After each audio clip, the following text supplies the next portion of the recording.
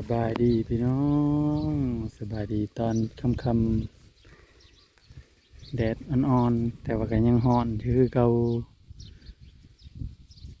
ออกมาส้มข้าวหน้าว่านพี่น้องในนี่ตีห่างกระจุกระจางพี่น้องเลย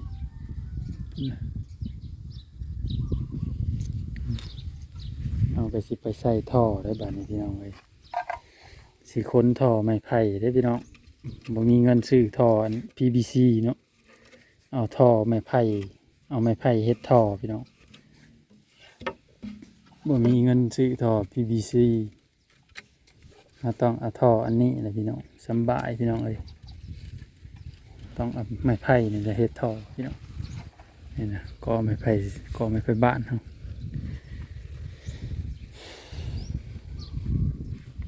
มื้อนี้ก็สิไปเฮ็ดสิไปใส่ท่อพี่น้องฝนก็บ่ตกจักเทื่อแห้งแล้งกระแดงแห้งหอกพี่น้องเอ้ยเท่าเข้าหน้าหวานเฮาที่เป็นที่เมียหวานสีให้ทดสอบซัมเตสิที่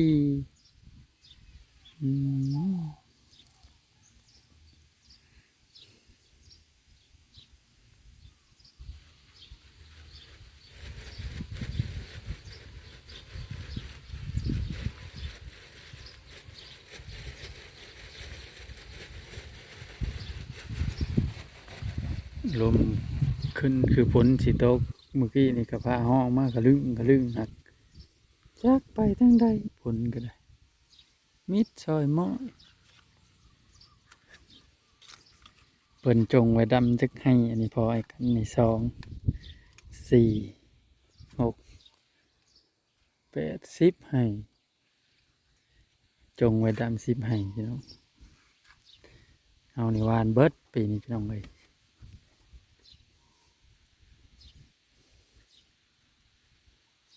สิใส่ท่อไม้ไผ่ระบาดนี้ท่อ PVC มันแพงพี่น้องทอนละ260ก็ไปซื้ออยู่พวกซื้อที่อาหารค้าเฮานี่ก็แพงพี่น้องเลยต้องเอาท่อไม้ไผ่นี่พี่น้องเฮ็ด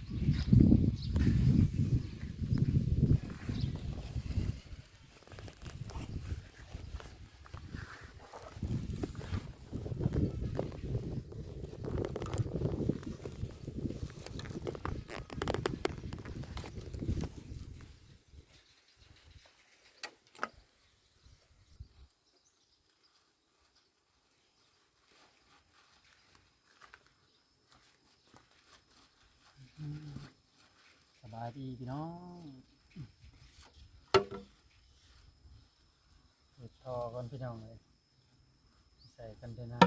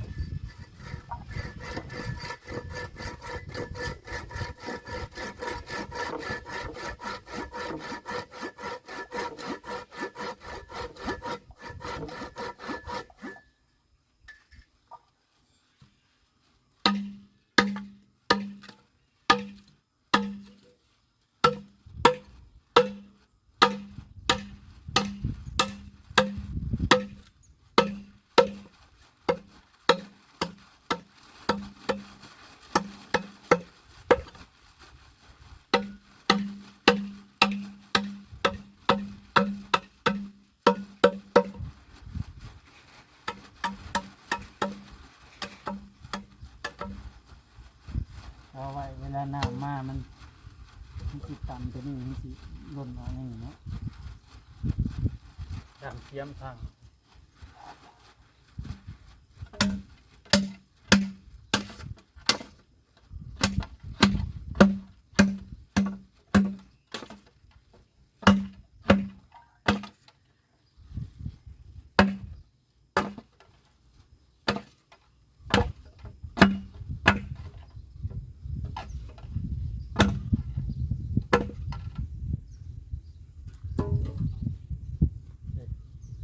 หูกึ่งปึง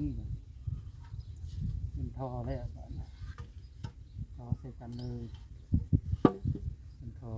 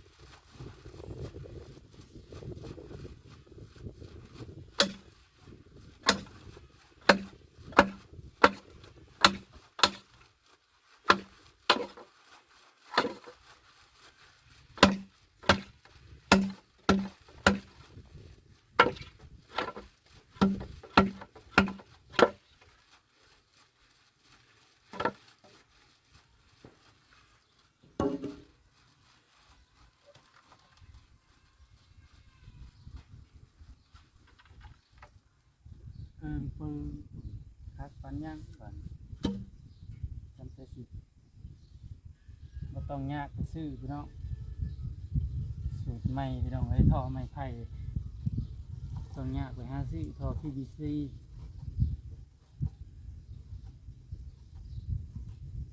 ท่อไม้ไผ่ใส่โลหมดเนี้ย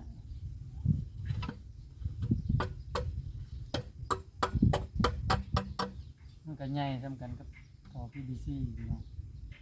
ท่อใหญ่สำคัญกับท่อ3 นิ้วหรือท่อ80นะมันนี่ล้มแขนมันนี่ล้มแขนใหญ่สำคัญกับท่อ80เนี่ยมันจะซ้ำท่อร้อยมันถ้ากับห้องกระลึงบ่ตกจักเทื่อพระ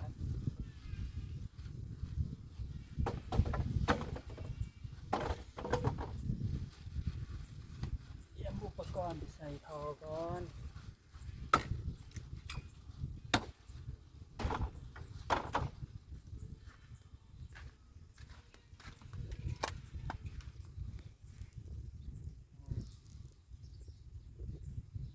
มืดมาเลยพี่น้อ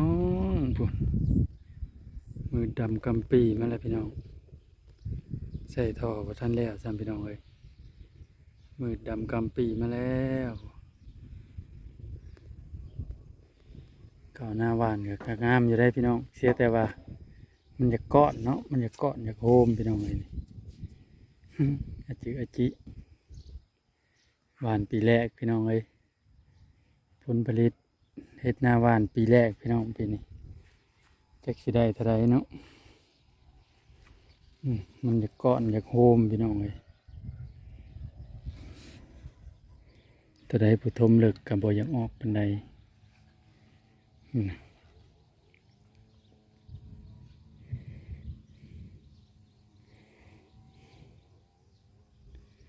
มืดพ้นมาเลยพี่น้องปุ๊มืดดำกำปีมาเลยดำกำปีกับไปแล้วจักเฮียไปทางใดบ่มาฮอดจักเถื่อใครแต่มันเป็นดินทรายมันยังสุ่มกันดินเหนียวดินนั้นด่างนี่เว้ยแตกเฮิบพี่น้องเลยยันแตกเฮิบอยู่กันดินเหนียวดินนั้นอันนี้ใครแต่เป็นดินทรายพี่น้องมันยังสุ่ม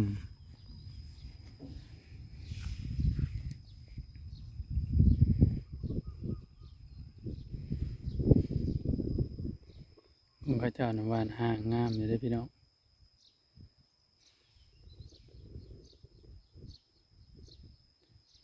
หาเอาดินมาอัดท่อซะก่อนบัดนี้ถ้าใส่แล้วเลยเนาะพี่น้องนี่ฝังท่อเรียบร้อยเลยตามคันเทนานี่พี่น้องฝังใส่เรียบร้อยพี่น้องนี่